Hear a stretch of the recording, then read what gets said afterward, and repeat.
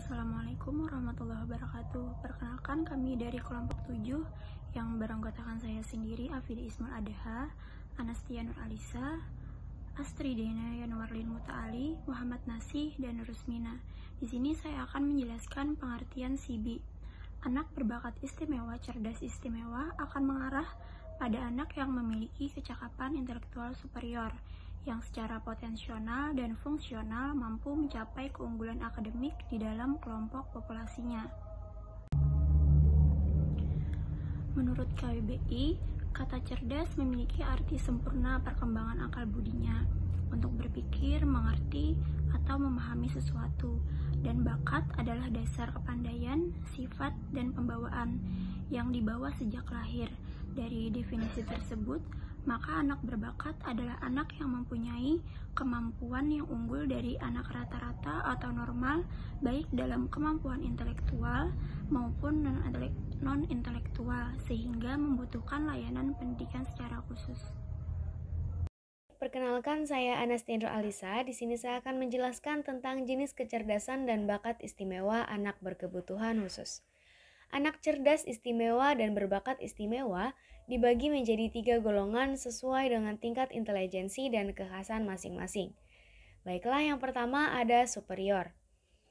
Anak-anak superior memiliki arti anak-anak yang memiliki kemampuan intelektual yang tinggi atau superior dalam bidang akademik dengan skor IQ pada tes intelijensi menunjukkan angka mulai dari 120 hingga 129.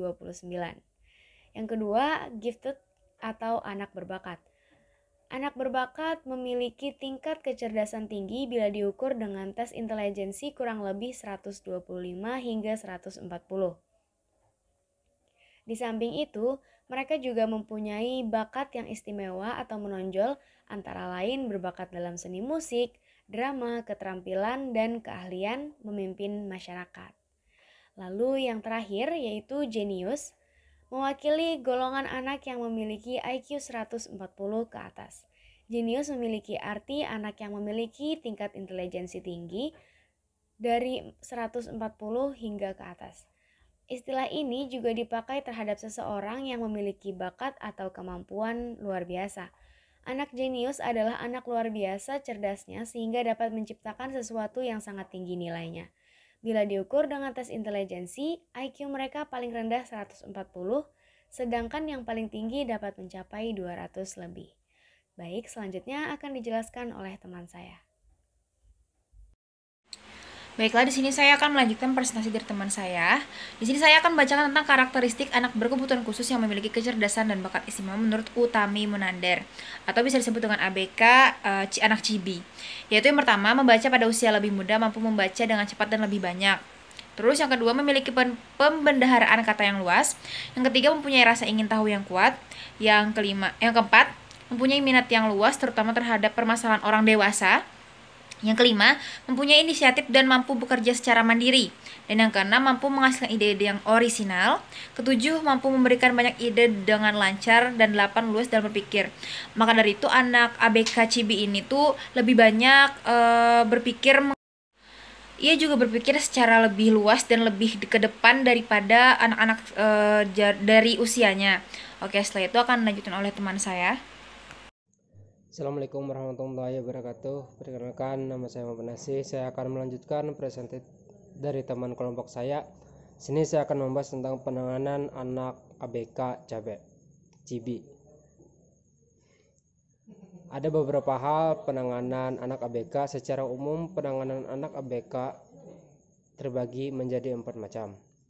Yang pertama, pendekatan multidisiplin. Maksud pendekatan multidisiplin adalah kita mendisiplinkan anak ABK dengan kegiatan-kegiatan teratur dan tegas.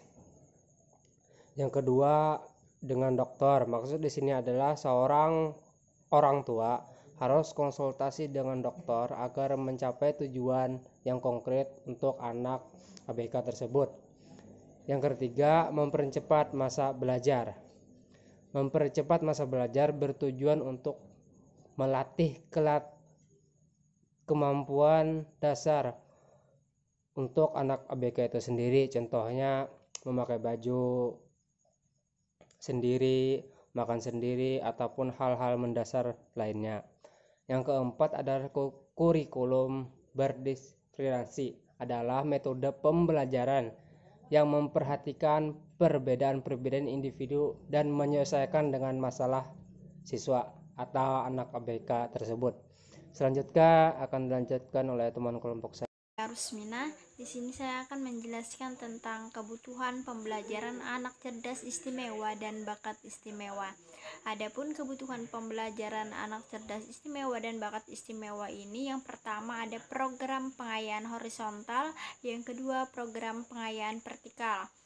Untuk program pengayaan horizontal yaitu mengembangkan kemampuan eksplorasi, mengembangkan pengayaan dalam arti memperdalam dan memperluas hal-hal yang ada di luar kurikulum biasa, serta eksekutif intensif dalam arti memberikan kesempatan untuk mengikuti program intensif bidang tertentu yang diminati secara tuntas dan mendalam dalam waktu tertentu. Terus selanjutnya program pengayaan vertikal yaitu acceleration, percepatan atau maju berkelanjutan dalam mengikuti program yang sesuai dengan kemampuannya dan jangan dibatasi oleh jumlah waktu atau tingkatan kelas. Terus independent study, memberikan seluas-luasnya kepada anak untuk belajar dan menjelajahi sendiri bidang yang diminati, serta mentorship, memadukan antara yang diminati anak cerdas dan berbakat istimewa dengan para ahli yang ada di masyarakat. Untuk strategi pembelajaran bagi gifted child sebagai berikut. Yang pertama ada warming up, yang dimana strategi ini merupakan strategi yang tepat digunakan dalam memulai pembelajaran. Biasanya digunakan guru pada pembukaan pelajaran, serta digunakan untuk menumbuhkan suasana kreatif dalam kelas yang memungkinkan siswa membuka dirinya, merasa bebas dan aman untuk mengungkapkan pikiran dan perasaan. Lalu ada strategi brainstorming, yang dimana strategi ini merupakan strategi guru untuk menumbuhkan ketertarikan gifted child pada pembelajaran dengan meminta sumbang saran pada siswa. Terus ada strategi sintetik, di mana strategi ini merupakan strategi untuk mengajak siswa memposisikan dirinya sebagai pelaku dalam suatu permasalahan.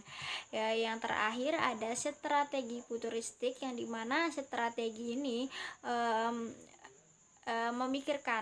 mengembangkan daya imajinasinya, memikirkan hal-hal positif yang mungkin terjadi di masa depan berkaitan dengan permasalahan yang ada. Dalam menerapkan strategi ini hendaknya guru memperhatikan mekanisme dengan mengajak siswa untuk membayangkan garis waktu dan mengajak mensintesa yang kemungkinan yang akan terjadi di masa depan. Sekian penjelasan dari kelompok kami. Terima kasih. Wassalamualaikum warahmatullahi wabarakatuh.